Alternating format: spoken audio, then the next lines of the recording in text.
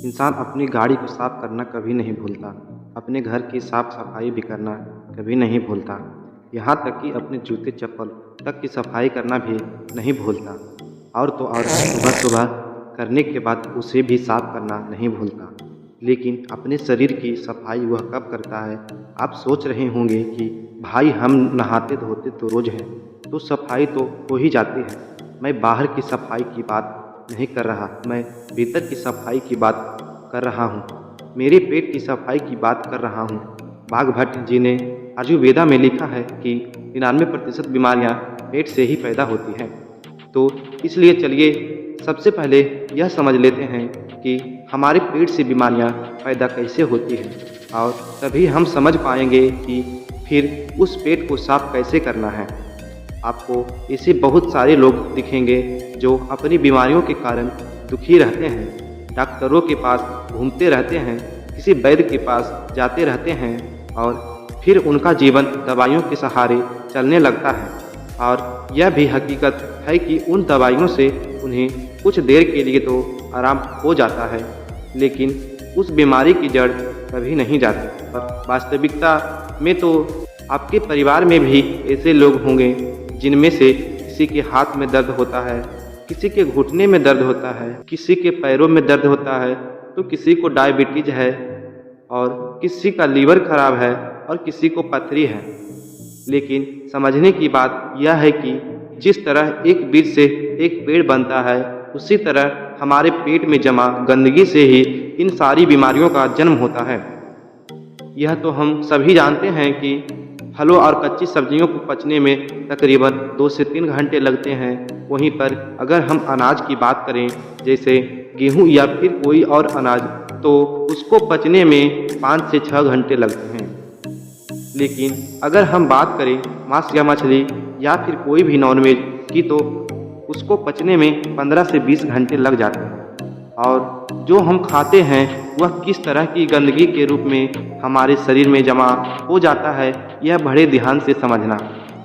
यह समझोगे तभी ये समझ पाओगे कि उस गंदगी को बाहर कैसे निकालना है। जब हम कोई खाना खाते हैं तो पहले तो खाना हमारे मुंह में आता है, और मुंह में हम उसे चबाते हैं, फिर वह हमारे गले के द्वारा पेट में पहुंचता है, जहां पर हमारी छोटी आंत उसमें से रस लेती है और उसमें जो भी न्यूट्रिशंस होते हैं उन्हें लेती है, और उसके बाद उसे बड़ी आंत में भेज देती है, जहां से वह अपने रास्ते से बाहर आ जाता है।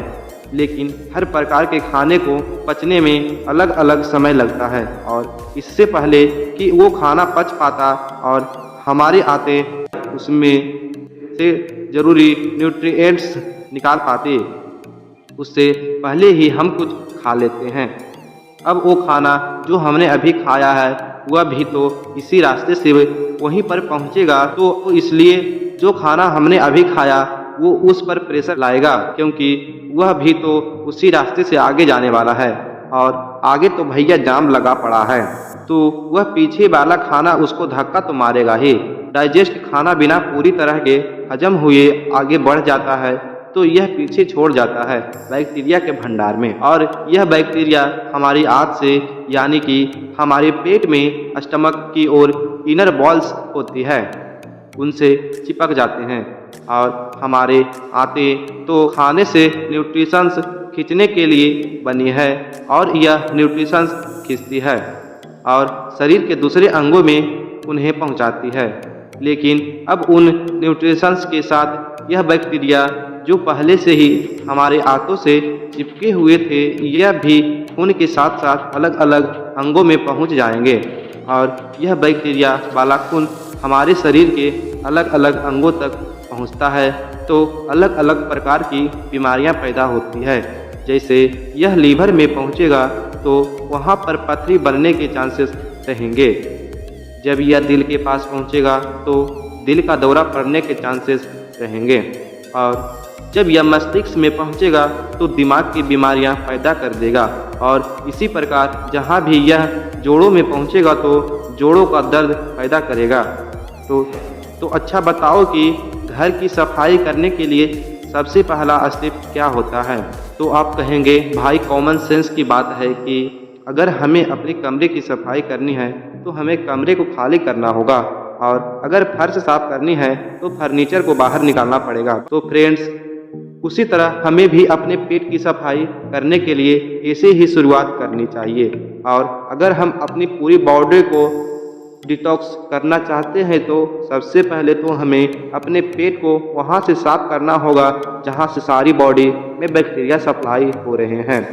तो इसका सबसे अच्छा पहला और सबसे आसान तरीका है व्रत करना, यानी फास्टिंग करना चालू करिए। फास्टिंग करने से हमारा पेट खाली होगा। जब आप इस तरह के कोई व्रत करते हैं तो जाहिर सी बात है आपका पेट तो खाली ही रहेगा ही। और जब अपनी बॉडी को विटामिन्स या फिर न्यूट्रिएंट्स चाहिए तो वह आपके इंटेस्टाइन के पास इंफॉर्मेशन भेजेंगे कि भाई आगे न्यूट्रिशंस की ज़रूरत है, सप्लाई चाहिए हमें जल्दी से दो। और इंटेस्टाइन के पास तो कुछ है ही नहीं, वह देगा क्या?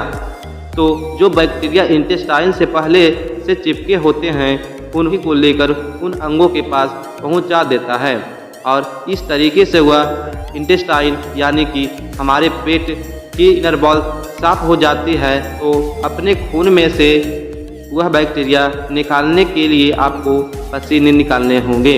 आप जितने पसीने निकालेंगे उतना ही आपका खून डिटॉक्स होता जाएगा। और जो हमारी स्किन में जहाँ से पसीना बाहर आता है तो उसी पसीने के साथ जो हमारे खून में जो अनवांटेड मटेरियल होते हैं वह भी बाहर आ जाते हैं। लेकिन एक बात सच बताना कि आप में से बहुत सारे लोग इस वीडियो को देखने के बाद यह सोच रहे होंगे कि कल हम अच्छा रूटीन बनाएंगे, डेली एक्सरसाइज करेंगे, अच्छा खाना खाएंगे और अपने शरीर का ख्याल रखेंगे। लेकिन अगली सुबह आते ही आप भूल जाते हो और फिर से वही रूटीन, फिर से वही लेट ऑफिस जाना और फिर से आकर उसी तरह रात में लेट सोना। देखिए, एक बात बोलूं कि इसमें गलती इंसान की नहीं है, इंसान की नहीं होती।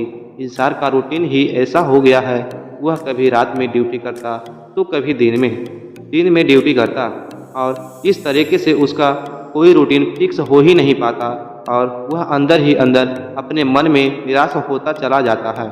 तो आप यह सोच रहे होंगे कि भाई अब किस तरह से एक्सरसाइज स्टार्ट करूं, टाइम तो मिलता ही नहीं, अब कैसे अपने शरीर का ख्याल रखें? तो भाई मैं तो कहूँगा इसके लिए हमें जापान के लोगों से सीखना चाहिए।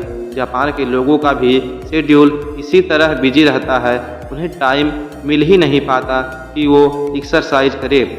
इसलिए वह अपने पास एक साइकिल रखते हैं और उन्हें कहीं जाना हो तो इधर उधर छोटी मोटी जगहों पे तो वहाँ के लोग अपनी साइकिल का इस्तेमाल करते हैं, और अगर दूर जाना है पब्लिक ट्रांसपोर्ट में या फिर खुद की कार से ट्रेवल करते हैं।